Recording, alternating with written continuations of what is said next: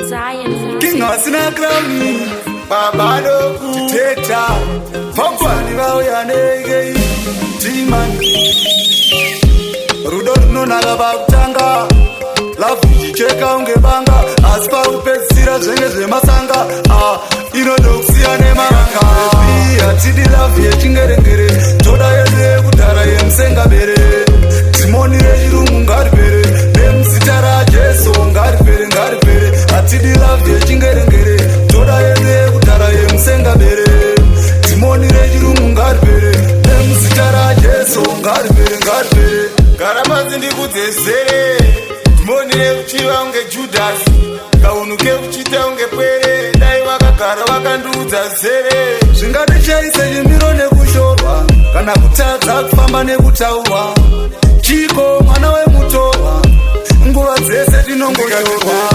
Atidi Love Yechingere, Toda Yede Kudara Yemsenga Bere, Timoni Regirum Garbere, Dem Sitara Jeso Garbere, Garbere, Atidi Love Yechingere, Toda Yede Kudara Yemsenga Bere, Timoni Regirum Garbere, Dem Sitara Jeso Garbere, Garbere. Waona matora kana Corolla, ini ndinofamba netsorola, saka watu garo vandipambura, pedu vandipambura. Pata igara tichifara, tiburuzeva tichikura, sati waona vane zvikora, kana tine joli taingoni zvakadzora. Atidi Love Yechingere, Toda Yede Kudara Yemsenga Bere, Timoni Regirum Garbere, Dem Sitara Jeso Garbere, Garbere, Atidi Love Yechingere, Toda Yede Kudara Yemsenga Bere,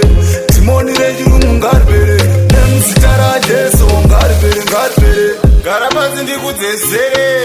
Timoni Uchiwa Unge Judas, Kaunuke Uchita Unge Pere, Daiwaka Karawaka Nduza Zere, Zvingade Chaise Jimiro Nekushorwa, Kana Kutadza Kufamba Nekutaurwa, Chiko mwana we mutowa, Nguva dzese tinongoyorwa, Atidi Love Yechingere,